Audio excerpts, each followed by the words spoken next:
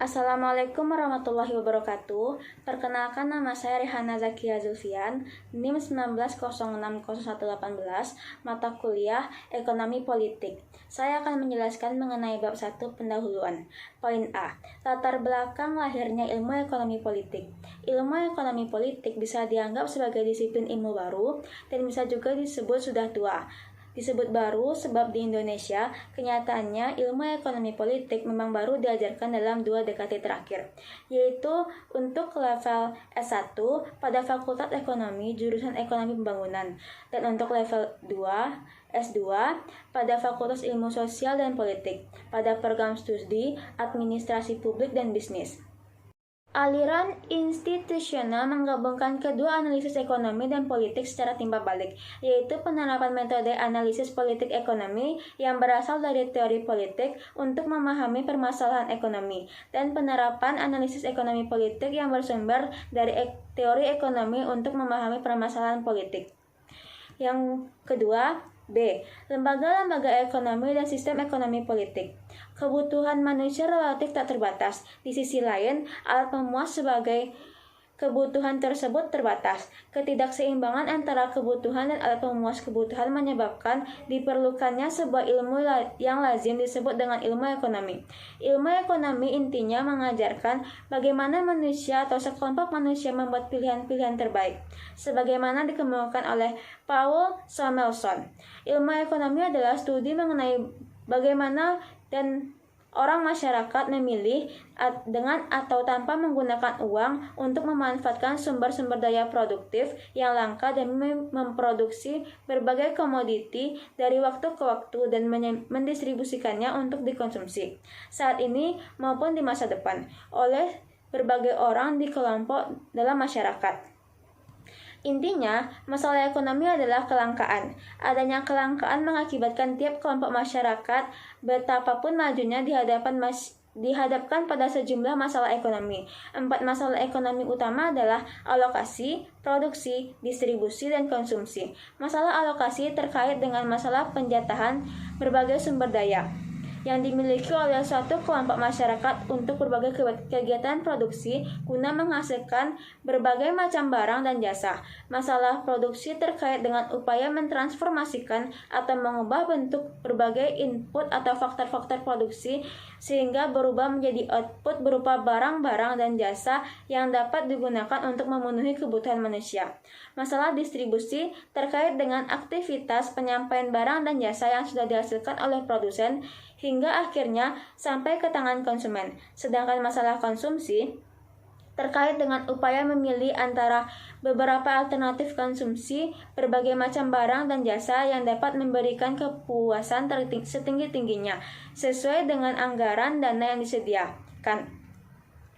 Yang ketiga, lembaga-lembaga ekonomi.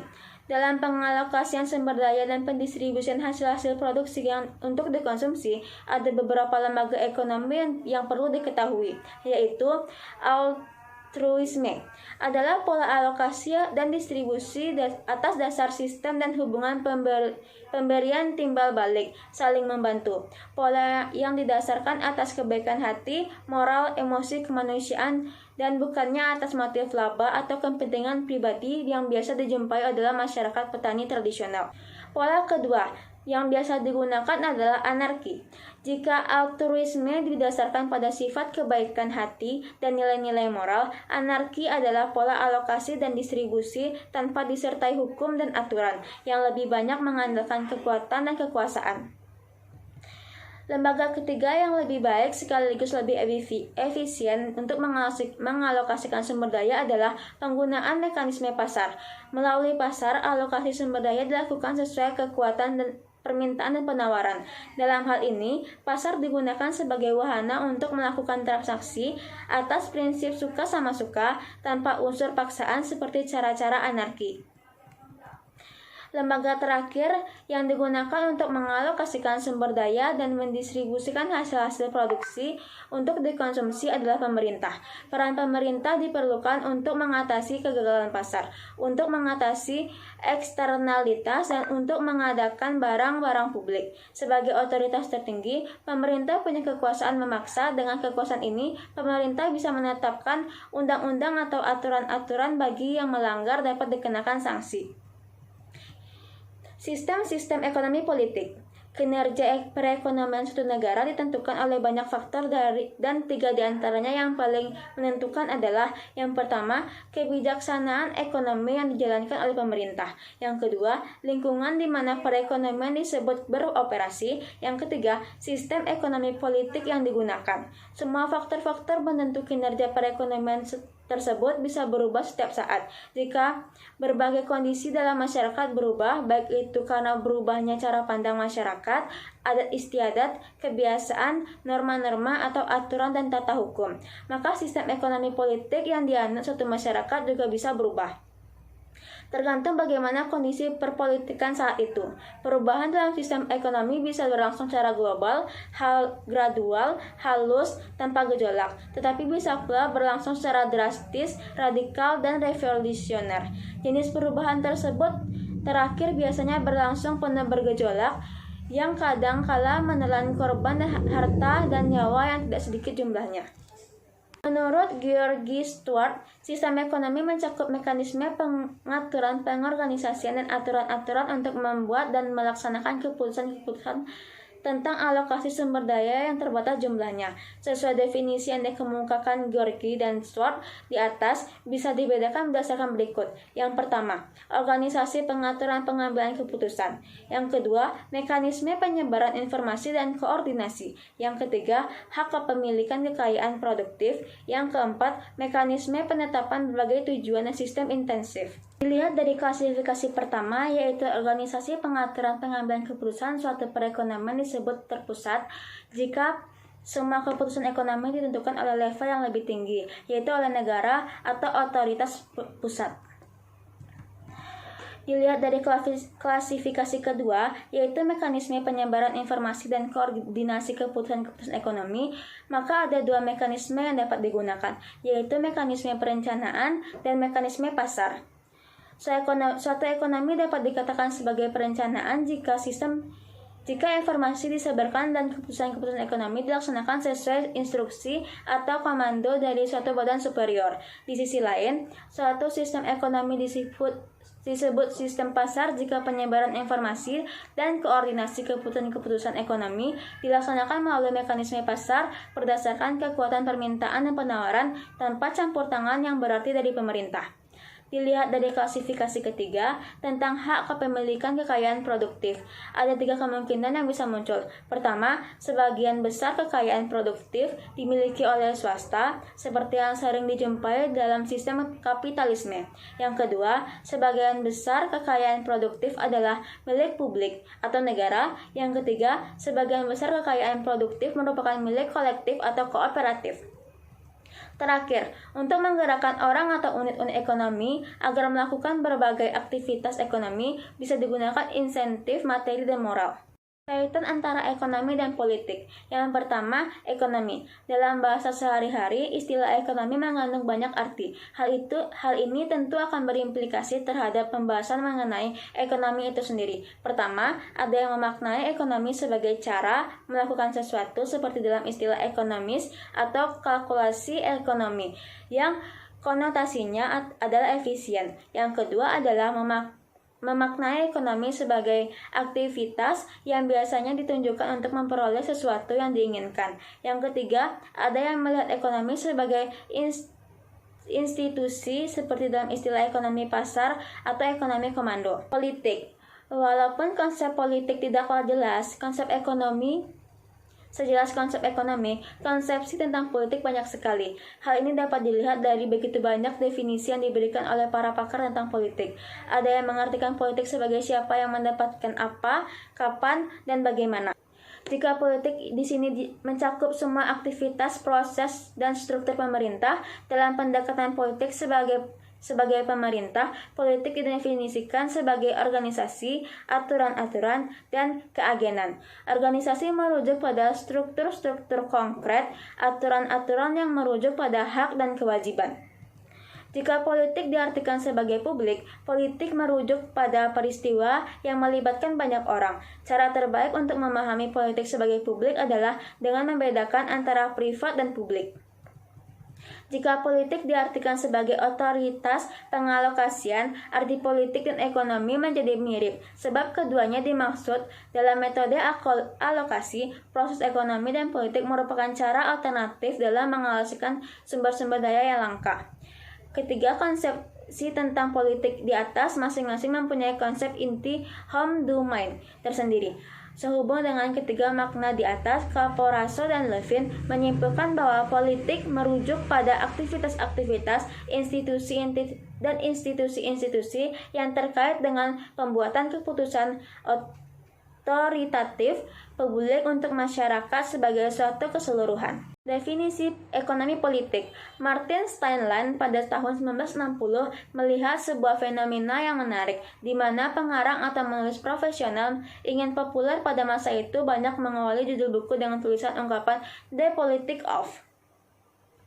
Kemudian pelan-pelan tetapi pasti tren itu pun berubah, di mana judul buku tulisan lebih banyak dimulai dengan ungkapan "The Political Economy of". Walaupun para penulis yang teliti katanya telah menggunakan pendekatan ekonomi politik, kebanyakan mereka menggunakan bahkan implikasi dari penggunaan pendekatan ekonomi politik yang mereka gunakan juga tidak jelas. Steinlein menemukan bahwa tidak jarang ungkapan ekonomi politik hanya digunakan untuk segelintir penulis atau pembungkus topik bahasan yang tidak menarik. Dan jika diimbuh dengan titel, ekonomi politik terdengar lebih keren sehingga orang tertarik membacanya. Pemaknaan terhadap ekonomi politik tidak terbatas pada studi tentang teori sosial dan keterbelakangan. Menurut Caporaso dan Levin, pada awalnya ekonomi politik dimaksud untuk memberikan saran mengenai pengelolaan masalah-masalah ekonomi kepada para penyelenggara negara. Hal ini sesuai dengan pemaknaan ekonomi politik pada waktu itu, sebagai pengelolaan masalah-masalah ekonomi negara. Selanjutnya, ekonomi politik oleh pakar-pakar ekonomi politik baru diartikan sebagai analisis ekonomi terhadap proses politik. Dalam kajian tersebut, mereka mempelajari institusi politik sebagai entitas yang bersinggungan dengan pengambilan keputusan ekonomi politik, berusaha mempengaruhi pengambilan keputusan dari dan pilihan publik. Ilmu ekonomi politik. Ekonomi politik menggunakan berbagai pendekatan, membahas banyak topik, dan melintasi berbagai disiplin ilmu. Lebih jelas, ekonomi politik merupakan kaitan yang sangat komprehensif, membahas banyak segi, bersifat interdisipliner, tidak hanya melibatkan ilmu ekonomi dan politik, tetapi kadang-kadang juga ilmu sosial, budaya, hukum, dan psikologi. Dalam hal ini, ada kebaikan dari kajian yang bersifat komprehensif dan interdisipliner. Dengan memasukkan variabel-variabel non-ekonomi dalam pembahasan, diharapkan analisis terhadap suatu peristiwa menjadi lebih tajam. Namun kelemahannya juga ada, karena sifat kajian yang bersifat interdisipliner, masalah baru pun timbul. Kita semakin sukar menentukan batasan-batasan kajian dengan sendirinya. Juga sulit membangun teori-teori dan konsep-konsep yang relevan dalam pembahasan suatu persoalan. Kaitan ekonomi politik dengan kebijakan publik. Bagaimana kaitan antara ekonomi politik dengan kebijakan publik? Berbagai keputusan menyangkut kebijakan publik dilaksanakan oleh pemerintah sesuai dengan institusi ekonomi dan politik yang ada. Suatu kebijakan disebut kebijakan publik bukan karena kebijakan itu sudah diundang-undangkan atau karena kebijakan tersebut dilaksanakan oleh publik, melainkan karena isi dari kebijakan itu sendiri yang menyangkut bonum commun atau kesejahteraan umum. Dari uraian di atas jelas bahwa terdapat hubungan yang sangat erat antara ekonomi politik dengan kebijakan publik, di mana para disiplin ilmu ekonomi politik yang dimaksud untuk membahas keterkaitan antara berbagai aspek proses institusi politik dengan kegiatan ekonomi seperti produksi, investasi, pembentukan harga, perdagangan, konsumsi, dan lain sebagainya. Dengan demikian, pembahasan ekonomi politik jelas terkait erat dengan kebijakan publik, dimulai dari proses perencanaan, perumusan, sistem organisasi, dan implementasi kebijakan publik tersebut. Model-model ekonomi politik. Menurut Martin Steinlein, beberapa penulis istilah ekonomi politik dijadikan sebagai suatu label formal yang biasa diaplikasikan pada studi-studi yang berkaitan dengan aspek kebijakan publik. Kerumitan lain dalam membandingkan ekonomi politik baru dengan ekonomi politik sosialis ialah karena dalam ekonomi politik sosialis, asumsi-asumsi dan logika kerja ekonomi tidak mudah diakomodasikan. Masalahnya, ekonomi politik baru didasarkan pada asumsi kebebasan memilih individu, sedangkan dalam perspektif sosialis, hampir segala sesuatu diatur dan ditentukan oleh kekuasaan. Begitu juga politik tidak bisa dengan mudah menerima prosedur ekonomi yang lebih banyak mengeksplorasi dunia imajiner, rasionalitas, tanpa kendala ketimbangan dunia tentang konflik, kesalahpahaman, dan pemaksaan, yaitu dunia politik yang secara empiris sudah diobservasi. Hubungan antara ekonomi dan politik menjadi semakin susah dan kompleks jika kita berbicara dalam dua konteks dunia global. Di satu sisi, ekonomi telah berhasil mengkonstruksi suatu teori sistem dunia. Sedangkan di sisi lain, dari studi kasus perdagangan internasional dan aspek-aspek hubungan internasional lain, pakar-pakar sosial tidak mampu mengkonstruksikan sesuatu teori umum tentang sistem ekonomi politik global. Kesulitan para ahli sosial dalam mengkonstruksikan suatu sistem ekonomi politik global tidak hanya dari segi analitis. Yang lebih rumit lagi adalah kenyataan berbedanya ideologi yang dianut setiap negara. Antara isi dan konteks. Dari sisi isi ada beberapa macam teori ekonomi politik. Kriteria untuk mengidentifikasi adalah apakah teori tersebut memperlihatkan satu hubungan yang sistematis antara peristiwa-peristiwa ekonomi dengan proses-proses ekonomi politik atau tidak. Hubungan sistematif antara ekonomi dan proses politik tersebut dapat dilihat dari tiga kemungkinan sebagai berikut. Pertama, terdapat hubungan kausal antara ekonomi dan proses politik yang lazim disebut dengan model ekonomi politik deterministik.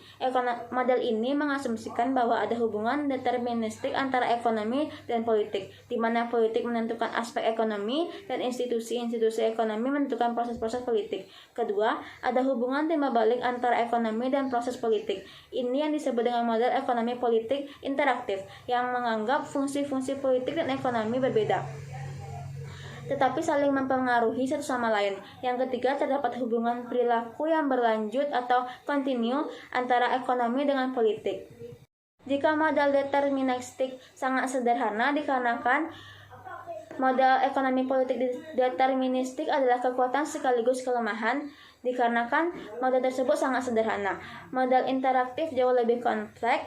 Dalam hal ini, kekompleksan model interaktif juga menjadi kekuatan dan kelemahannya. Kelebihan model interaktif ialah bahwa model ini mampu memuaskan kebutuhan intelektual akan sifat komprehensif, sehingga kita dapat mengembangkan abstraksi realitas sosial dengan syarat dengan komplikasi dan ambiguitas. Akan tetapi, karena lebih kompleks, model ini tidak bisa dikonstruksi dan dikembangkan dengan instan. Hal ini tentu merepotkan bagi mereka yang menginginkan sebuah model yang dapat segera diterjemahkan. Perbedaan tajam antara kedua model yang mencerminkan suatu ketegangan antara tuntutan dan keputusan intelektual dan tuntutan bagi kemanfaatan dan relevansi. Dari segi konsep secara empiris, terjadi perdebatan panjang tentang pihak mana yang paling berperan dalam membentuk teori ekonomi politik tersebut.